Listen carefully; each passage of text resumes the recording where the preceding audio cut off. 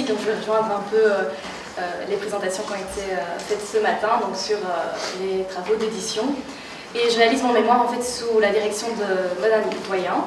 Alors le titre complet n'apparaît pas sur l'affiche parce qu'il était assez long, donc c'est Reconstitution du mythe de Bellérophon à partir des fragments d'Euripide. Et plus précisément de deux pièces, d'une part le Bellérophon et d'autre part la Sténébé. Je vais commencer par vous dire un petit mot en fait sur le mythe de Bellérophon, qui est relaté au chant 2 de l'Iliade. Alors Théo en parlait là tantôt dans son exposé, donc le chant 2 de l'Iliade d'Homère, au moment où Glaucos, qui est un capitaine lycien, est sur le point d'affronter Diomède, un des héros grecs, et que Diomède lui demande de dire simplement qui il est. Et Glaucos va alors parler de son ascendance et mentionner son grand-père Bellérophon.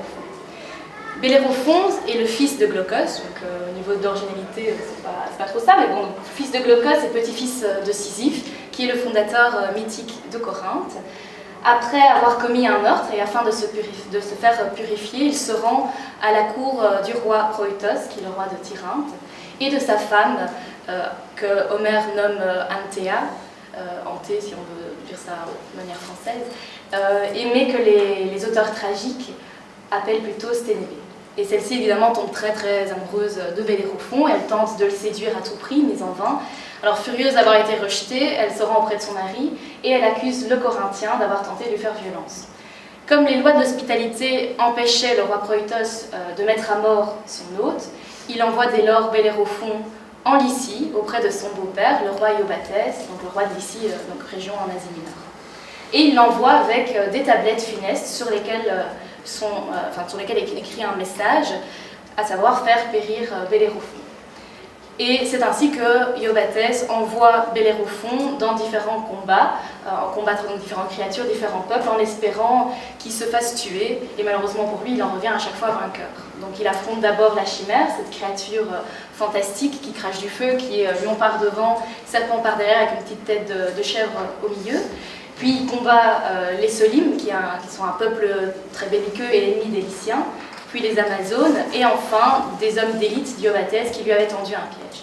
Et face à toutes ces victoires, Iobatès est finalement forcé de reconnaître que Bellérophon est bien le fils d'un dieu.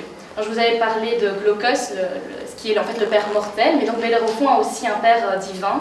C'est pas la première fois et c'est pas la première occurrence dans la mythologie grecque, et ici c'est Poséidon. Et Iobatès décide de lui offrir son royaume en partage et par la même occasion sa fille en mariage. Alors la fin de la vie de Bellérophon est un peu vague dans le récit homérique, c'est-à-dire on ne sait pas trop ce qui se passe, on ne sait pas pour quelle raison, mais en tout cas il s'attire la colère des dieux. Alors les auteurs ultérieurs vont plutôt parler d'orgueil, parce qu'il avait un orgueil démesuré, ou parce qu'il remettait en question l'existence des dieux. Quoi qu'il en soit, on sait qu'il monte sur Pégase, dans son cheval ailé, et il tente d'accéder à l'Olympe, et qu'en cours d'ascension, il chute, et il tombe dans la plaine aléenne. On ne sait pas vraiment où ça se situe, mais probablement en Lycie. Évidemment, en raison de cette chute, il a des séquelles, il est estropié, il est condamné à errer à travers le champ aléen.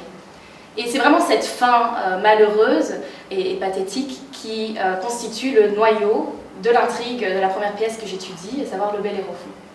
La seconde pièce que j'étudie, donc la Sténébé, quant à elle, reprend un autre pan de la vie de Bellérophon, c'est-à-dire sa vengeance sur Sténébé et sur le roi Proïtos. Après son combat contre la chimère, Bellérophon serait retourné à la cour du roi Proïtos et il aurait persuadé, on sait comment, Sténébé de monter avec lui sur Pégase, et une fois bien assuré d'être au-dessus de la mer, il l'aurait poussée, elle serait tombée, se serait noyée et son cadavre aurait été repêché par des pêcheurs. Donc ça c'est l'intrigue de la Sténébé. Donc voilà un peu le topo pour le mythe de Bellérophon et les intrigues des deux pièces que j'étudie. Avant vraiment de passer aux fragments, donc c'est mon corpus en fait, j'aimerais juste dire un mot sur Euripide et de manière générale sur les trois auteurs tragiques grecs, donc avec Échille et Sophocle. À savoir qu'on a très peu de pièces conservées. On en a 7 pour Échille, 7 pour Sophocle, 18, 19, le nombre varie un peu, pour Euripide. Il est évident qu'ils en ont composé bien plus. Pour Euripide, on estime, alors c'est débattu, mais on estime que c'est aux alentours de 92 pièces. Et ces pièces perdues, on en a des traces sous la forme de fragments qui nous sont parvenus par différentes sources. Pour Euripide, la source majeure, c'est l'anthologie de Jean Stobé, qui est un compilateur de langue grecque du 5e siècle de notre ère. Et parfois, c'est même la source unique pour certains fragments. Ce qui est aussi très précieux dans la reconstitution de l'action d'une pièce perdue, ce sont les hypothèses, enfin les hypothèses plutôt, qui sont en fait une présentation de l'argument de la pièce. Donc c'est vraiment très précieux pour la reconstitution de l'action en tant que telle. Alors, concrètement, moi, qu'est-ce que je fais ? Moi, j'ai comparé différentes éditions critiques. Je crois que je n'ai pas besoin maintenant de revenir sur ce qu'est une édition critique, puisque avec tout ce qui s'est dit ce matin, vous le savez. Donc je compare et je regarde l'ordre des fragments, parce que ça varie très fort d'une édition à l'autre. Je regarde l'ordre, je regarde aussi le texte grec. Comme on a plusieurs témoins, c'est pas uniquement Jean Stobé, mais pour le cas où on en a plusieurs, eh bien, on regarde alors les différences, quelles leçons certains éditeurs ont décidé de retenir, quelles conjectures au contraire ils ont décidé de rejeter totalement. Et puis aussi il y a toute la question de l'interprétation. Et à partir de toutes ces comparaisons, j'ai établi un apparat critique personnel, donc qui reprend les différentes leçons, les différences que je discute en fait dans un petit commentaire qui suit chaque fragment. Évidemment, c'est très subjectif au contraire, parce que je ne peux pas tout reprendre, et donc c'est un choix en fait. Donc en fonction de l'importance, en fonction du nombre d'études aussi sur chaque leçon. Et après donc l'apparat critique, il y a évidemment une traduction, un petit commentaire pour chaque fragment. Une fois que je fais ça pour tous les fragments, une fois que tous les fragments sont passés en revue, il y a un commentaire plus global, c'est-à-dire la reconstitution en tant que telle, c'est la question de l'interprétation, ce que racontait la pièce vraiment. Et cette méthode a été appliquée à l'identique pour les deux pièces. Donc ça, c'est vraiment le travail en tant que tel. Ce qui est assez intéressant, c'est de voir que le nombre et la taille des fragments varient considérablement. Pour le Bellérophon, j'ai 31 fragments, pour la Sténébé, j'en ai 13. Et au niveau de la taille aussi, parfois, on a de la chance, on a une vingtaine, trentaine de vers. Parfois, on a un vers, parfois un mot, quelques lettres dans le cas de Papyri. Donc ça rend vraiment la reconstitution très difficile, d'autant plus que le contenu des fragments en tant que tel, la plupart du temps, ça ne peut pas nous aider. Ce sont des petites maximes, donc à valeur gnomique vraiment, du style la femme est un être mauvais, voilà, et ça a été cité comme ça, ou bien les hommes mauvais aiment s'associer avec des hommes mauvais, et voilà. Et donc ça nous dit rien plus, et c'est d'ailleurs pour ça que ça a été repris tel quel, parce que ces compilateurs des époques plus tardives aimaient bien la dimension morale la dimension morale et éthique de ces fragments. Et Euripide, pour ça, c'est vraiment, il s'en est plein dans ces pièces. Donc ça rend la reconstitution vraiment difficile, mais non moins intéressante.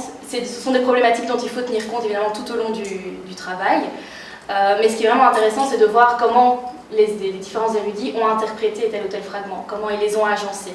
Et c'est aussi pour ça, et je terminerai là-dessus, que j'ai voulu présenter la fiche sous forme de fragments, outre le lien évident avec mon titre, plus de voir que la reconstitution, c'est vraiment comme un puzzle. C'est-à-dire qu'on essaye de voir comment on peut agencer les pièces entre elles, comment elles s'agencent les unes par rapport aux autres pour former un tout cohérent.